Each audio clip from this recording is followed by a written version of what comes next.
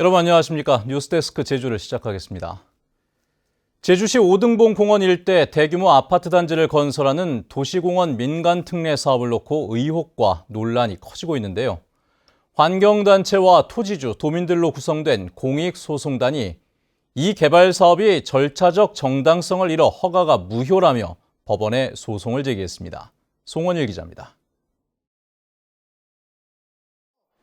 환경단체와 토지주, 시민들로 구성된 공익소송단 285명은 제주도와 제주시가 사업자와 한통속이 돼 절차를 무시하고 일사천리로 허가를 줬다며 명백한 특혜라고 주장했습니다.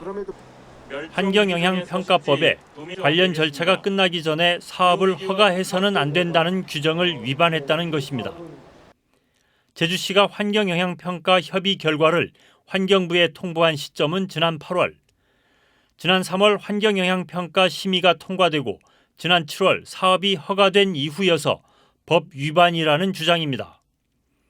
또 환경부가 법정보호 동식물을 조사해 보존 대책을 제시하도록 했지만 지난해 10월부터 석 달만 조사해놓고 1년 4계절을 조사한 것처럼 허위로 작성했다고 주장했습니다. 사업 추진 과정에서 어떠한 편법 행위는 없었는지 묻고 싶습니다. 민간 특례가 아닌 민간 특혜, 특정 집단 특혜 사업이 되어서는 안 된다고 생각합니다. 더 근본적인 문제는 도시공원 민간 특례 사업의 시행 기준인 전체적인 경관이 훼손되지 않아야 한다는 도시공원법 조항을 제주시가 무시했다는 것. 2016년에 지금의 절반도 안 되는 공동주택을 짓는 민간 특례 사업에 대해 제주시가 경관 훼손을 이유로 반대했는데 이번 민간 특례 사업도 경관 훼손 문제가 있다는 것입니다. 사기업의 이익을 보장해주기 위한 이런 정말 무책임한 이런 개발 사업이 어떻게 행정에 의해서 주도적으로 이루어졌는가에 대해서는 반드시 향후 경찰 수사가 따라야 되고 공익소송단은 이번 허가에 대한 집행정지 가처분 신청과 함께 헌법 소원도 동시에 진행한다고 밝혔습니다. 하지만 제주시는 인허가 절차에 아무런 문제가 없다는 입장이어서 향후 재판 과정에서 논란은 계속될 전망입니다. MBC 뉴스 송원일입니다. 한편 오등봉 공원 민간 특례 사업과 관련해 안동우 제주시장이 사업협약서의 수정은 어렵다고 밝혔습니다. 제주도 의회 행정자치위원회 행정사무감사에서 개발 사업으로 인한 초과 수익이 발생했을 경우 업체로부터의 환수 내용이 허술하다며 협약서 수정이 필요하다는 더불어민주당 고현수 의원의 지적에 대해 안동우 시장은 법률적 검토를 거쳤다며 외부 전문가들은 오히려 민간 사업자에게 과도한 계약을 체결했다는 말이 많다고 답했습니다. 한편 내년 도지사 선거 출마 권유 질문에 안동우 시장은 시장으로서 열심히 하겠다고 답변했습니다. 정부가 다음 달부터 단계적인 일상 회복, 이른바 위드 코로나를 도입하기로 한 가운데 제주도가 별다른 준비 없이 손을 놓고 있다는 지적이 도의회 행정사무감사에서 제기됐습니다. 제주도는 백신 접종률 추이를 지켜보며 영업 제한을 단계적으로 완화할 계획이라고 밝히기도 했습니다. 김항석 기자입니다.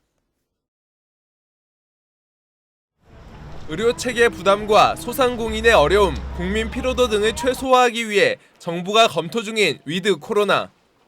단계적 시행이 불과 2주도 남지 않았는데 제주도는 대비가 미흡하다는 지적이 나왔습니다. 일부 다른 지방과 달리 일상회복위원회도 구성하지 않고 내부 검토만 진행하고 있다는 겁니다. 도민이 의견을 수렴을 하고 거기에 이 심도 있는 어떤 그곳에서 이제 논의를 통해서 어떤 그 단계적인 일상회복을 통한 위한 그런 정책 과제를 이렇게 도출해야 하는 건데 공공과 민간이 결합되어서 시장의 어떤 소리를 반영할 수 있도록 저희가 조직체계를 짜고 있다는 말씀을 아까 드리려고 하는 것이고 6조 5천억 원이 투입되는 제주형 뉴딜 2.0 사업이 위드 코로나 정책과의 연계가 부족하다는 지적도 나왔습니다. 제주 안심코드 강화 외에는 관련된 사업이 없고 인적 지원 사업을 추가한다면서도 코로나19 장기화로 인한 취약계층 지원이나 학력 격차 심화 등의 문제를 해결하기 위한 계획은 없다는 겁니다. 방역 체계든 아니면 우리가 일상 회복에 대한 이런 데이터 수집, 제가 말씀드렸잖아요. 모든 유형별, 그리고 이걸 어떤 식으로 체계적으로 어떤 사업을 갖고 거기에 지금 아마 기재는 안 돼 있을 것 같습니다만은 상당한 액수의 사업들이 아마 들어가 있는 것으로 저는 생각합니다.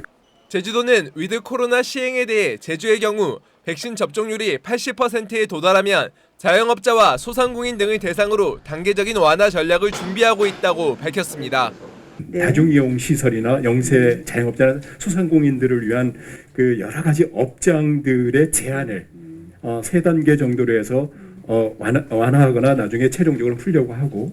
한편 오는 12월 개원 예정인 제주 국립묘지와 관련해 제주도가 조례를 제정해 유족들에게 이장 비용을 지원하는 방안에 대해 이동희 제주도 보훈청장은 가능하다고 본다고 밝혔습니다. MBC 뉴스 김항섭입니다.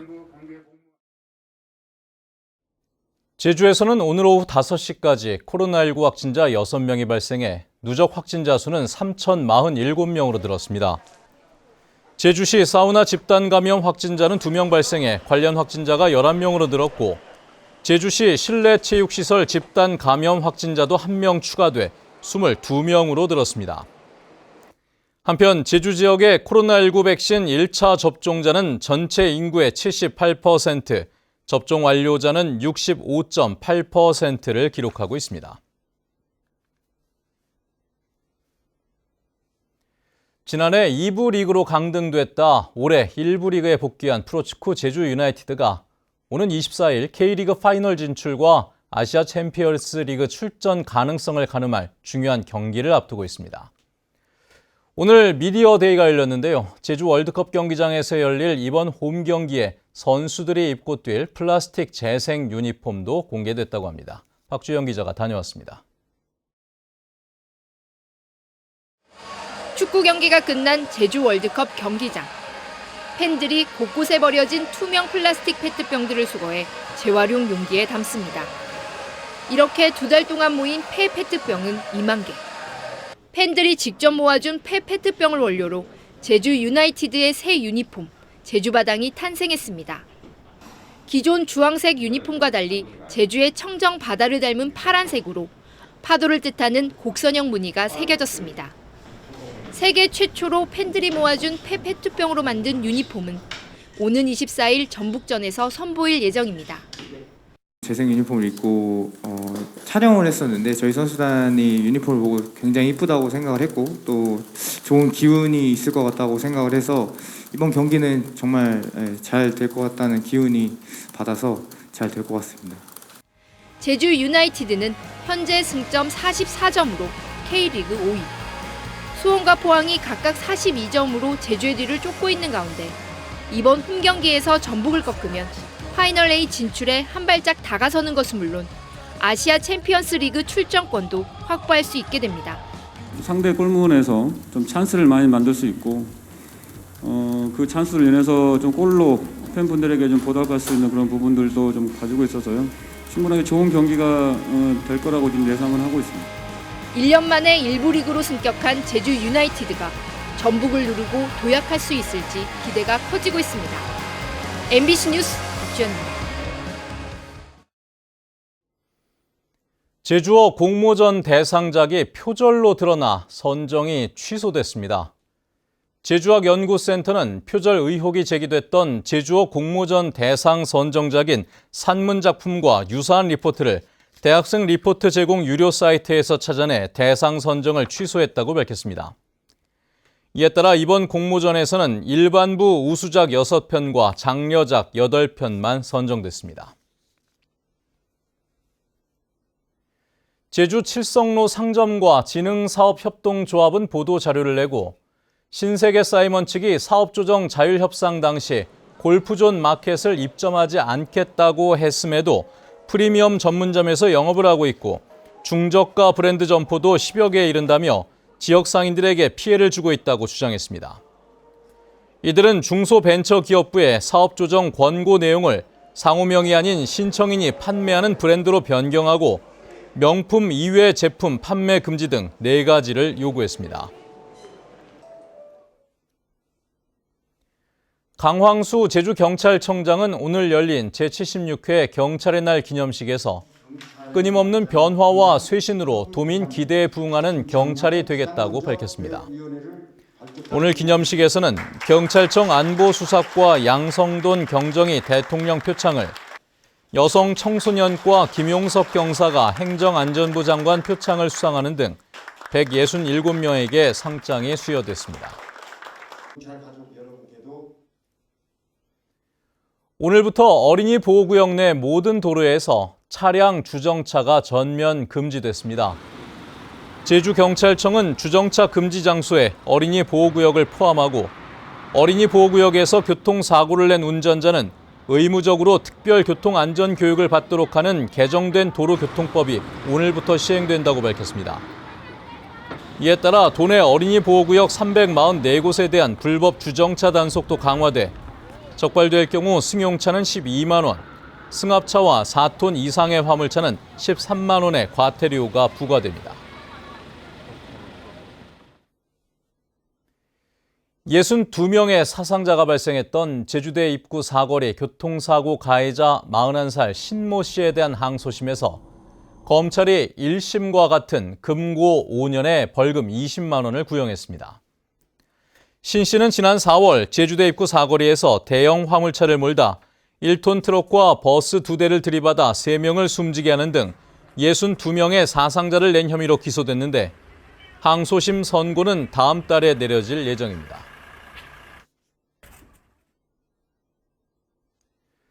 제주지방법원 제2형사부는 마약류를 몰래 반입해 흡입한 혐의로 재판에 넘겨진 37살 박모 씨에게 징역 3년에 집행유예 5년을 선고했습니다. 박 씨는 지난 3월부터 6월 사이 미국에 사는 지인으로부터 대마와 코카인 등 향정신성 의약품을 몰래 배송받아 소지하거나 일부 투약한 혐의로 기소됐습니다. 오늘 오전 10시 20분쯤 제주시 조천읍 북촌리 해안에서 해양생물 보호종인 푸른 바다 거북 사체가 발견됐습니다. 발견된 거북은 길이 115cm에 몸무게 70kg으로 죽은 지 일주일 정도 지난 암컷으로 추정됐으며 해경은 불법 포획 흔적이 없어 지자체에 인계했습니다. 올 들어 제주에서 발견된 바다 거북 사체는 12마리입니다. 제주시 조천읍 야생조류 분변에서 확인된 H5형 조류 인플루엔자 항원은 저병원성인 것으로 확인됐습니다. 제주도는 농림축산식품부 검사 결과 해당 항원이 H5N3형 저병원성 바이러스로 최종 판명됐다고 밝혔는데 이에 따라 분변 채취 지점 반경 10km에 위치한 가금류 농장에 대한 통제를 해제했습니다. 더불어민주당 송재호 국회의원은 가축분뇨를 정화해 농산업용수로 사용할 수 있도록 하는 가축분뇨관리법 개정안을 발의했습니다. 개정안은 시장 등의 허가를 받은 공동자원화 시설에서 액비를 정화해 생산한 제처리수를 농업용과 조경수 및 도로 세척수 등으로 사용할 수 있도록 하는 내용을 담고 있습니다.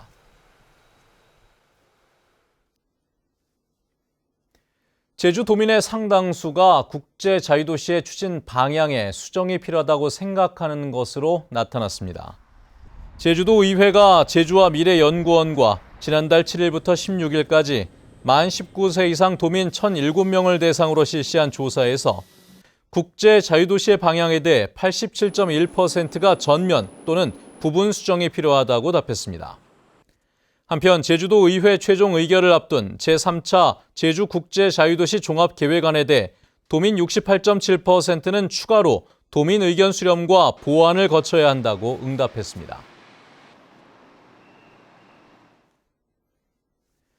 제주도관광협회가 코로나19로 어려움을 겪는 도내 여행업체를 대상으로 무료로 함께 쓸 수 있는 공유 사무실을 지원합니다. 협회는 정부의 소상공인 손실보상 대상에 여행업이 제외되면서 경영난이 심각한 도내 여행업체를 대상으로 27일까지 신청을 받아 매출액 감소율이 큰 순서대로 44곳을 선정해 1인 사무공간을 최대 8개월까지 무상 사용할 수 있도록 할 계획입니다.